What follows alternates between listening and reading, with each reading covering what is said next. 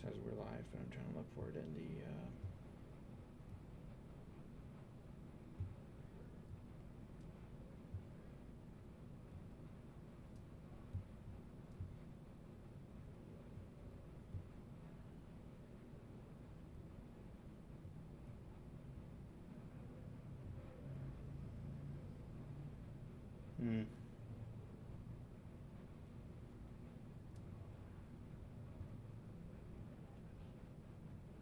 Well, I've got Sacrament down.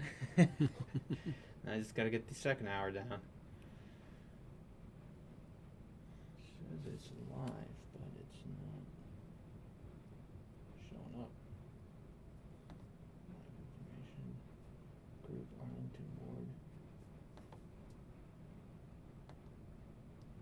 YouTube.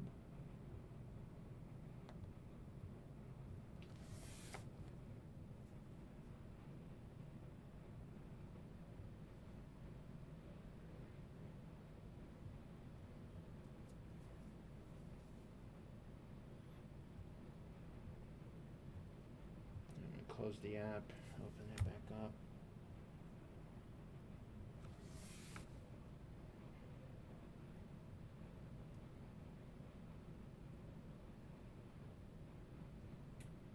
It says there's one person. Means it's gotta be on.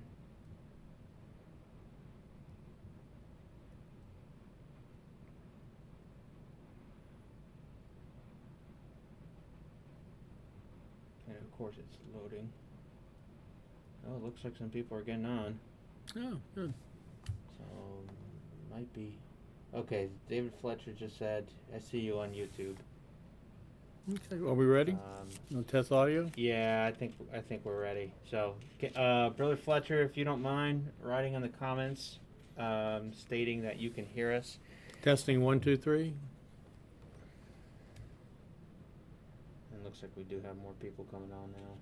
So it looks like it's working. I finally got you live on YouTube. Okay, that's Dietmar Danes. I'm gonna write in here. Can you guys hear us fine? 1, 2, 3. Come, you saints.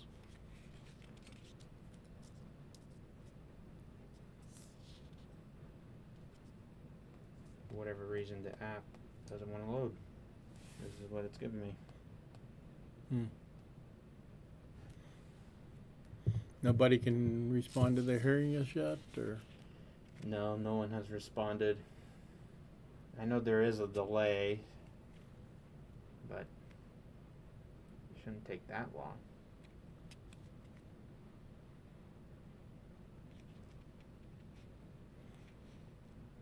Okay, here we go. I'm going to test this out. Looks like we do have more people. Danes. That sounds fine. Yeah. Okay. Okay. Awesome. Alrighty. Well, welcome to Elders Quorum. First Elders Quorum since March, I think, and for the Arlington Ward. And glad you're here today. Only thing I'd like to make as far as announcements go at this point, just make sure you do your ministering or your calling and contacting. There have been a few changes in the ministering assignments. Please see if you've been assigned to be a minister or are a minister or your assignment's been changed. That should be updated in the system by now. It was put in a week or so ago to add some people. So we also will be doing some more updates, trying to get things going on forward moving. It's a good time to, as Felton said in his talk today, to give people phone calls and check on them and see how they're doing and make sure everything's being taken care of.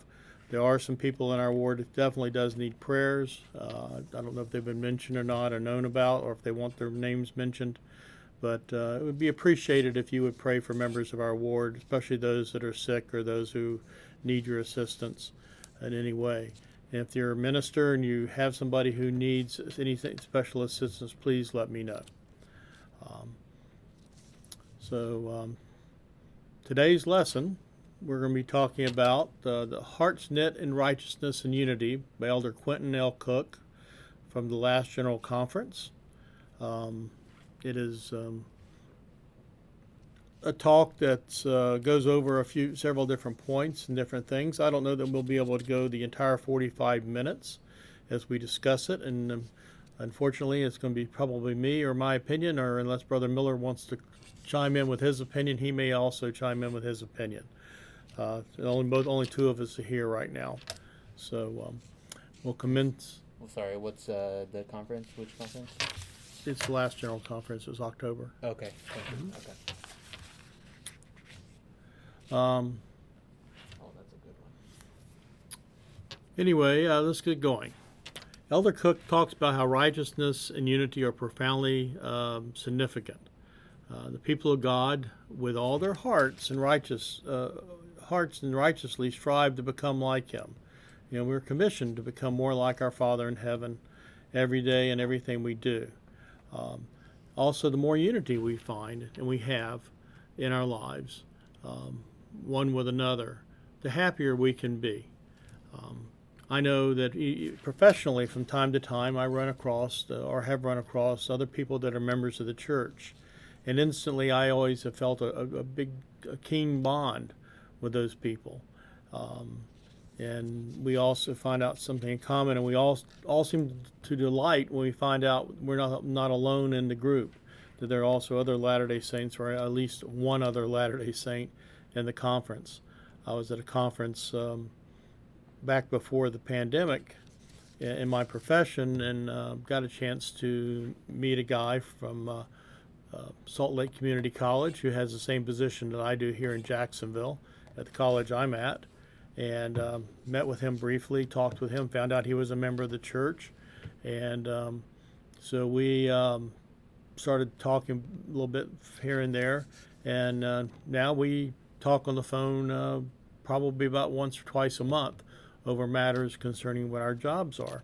And he's given me a lot of help and guidance in my position that he's been in for several years and has a lot of experience.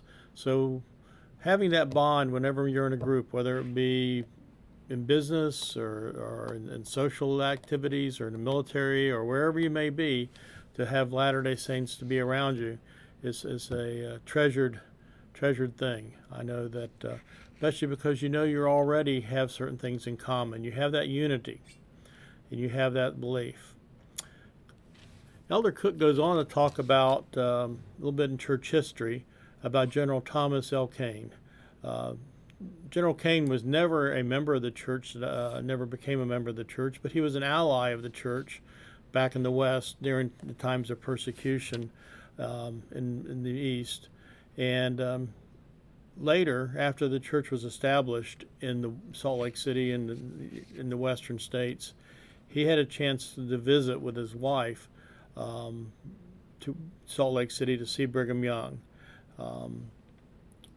His wife was very impressed by the way that women were treated in the church there.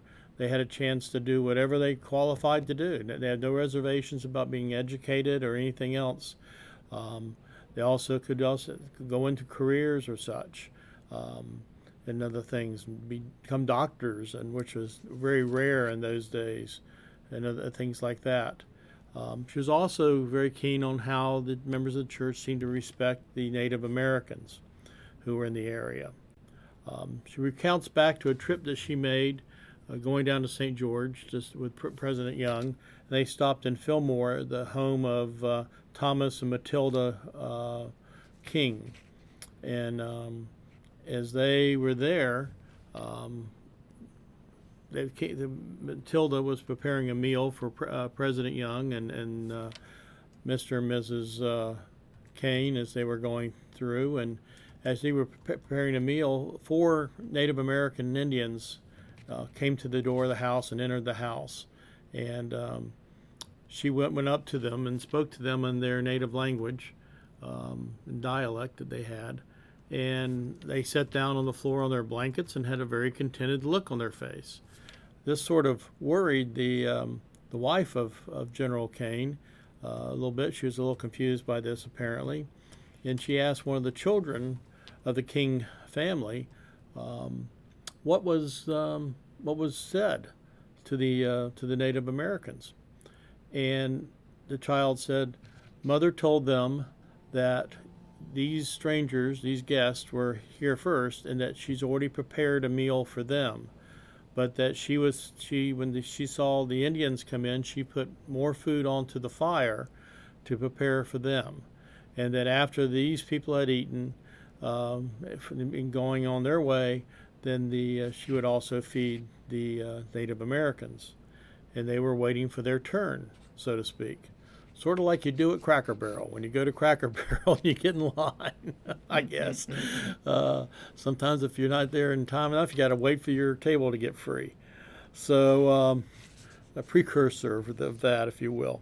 So anyway, she was a little impressed, so she asked the child, so she said, well, is your mother actually going to feed them?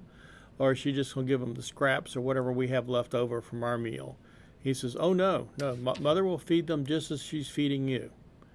And as they left the table and the Native Americans came and took their places at the table, they were fed just as the guests, Brigham Young and General and Mrs. Kane were.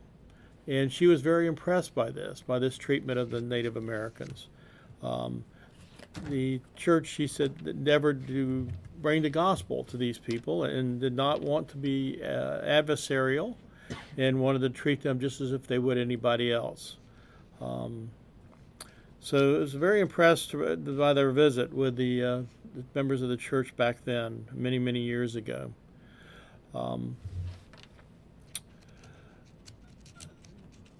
Unity basically enhances the people and treats people with dignity and respect. And even though they are different in outward characteristics, as the church has grown and increased and gone throughout the earth, we have encountered peoples with different cultures, races, beliefs, so forth and so on.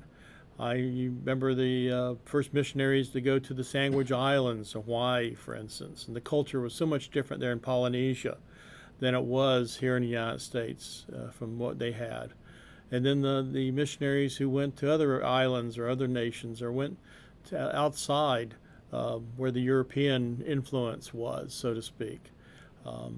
I recall, you're reading stories about people who have been to Japan or Korea and the differences in the society there. About Sapporo World's Fair many, many years ago, those of you remember World's Fairs, that a Christian missionary came up to one of the missionaries of our church who was there and was condemning them because our exhibit at the World's Fair in Sapporo, Japan, talked about doing genealogy. And he went and blasted. He says, we've been trying to get people to forget their ancestors all these years and to turn to what we believe the Christian life should be about. And missionaries were compounding. He says, you cannot be saved without your ancestors. And they talked about temple work and what temple work meant, and to bring Christ to not just people here in this life, but to make sure those others that have gone on before us receive the ordinances of the gospel of Jesus Christ, receive baptism for the remission of sins, be able to receive the endowment, ordinations, and things to go forth to help them to pass through to the things they need to do to celestial kingdom, be reunited as families with our Heavenly Father. So different cultures are going on. I recall back in 1978 when Revelation was granted and to extend the priesthood to all worthy male members of the church, no matter what their background was. And it was a time when no pressure was on the church to do so. It just came out of the blue. It was a Revelation 2, President Kimball at that time, to do so. And I remember within my heart when I had a call from the president's office of the mission I was serving in. I was told to be at the apartment at a certain time, and the mission president would be calling the next day. And he had a very important announcement to make.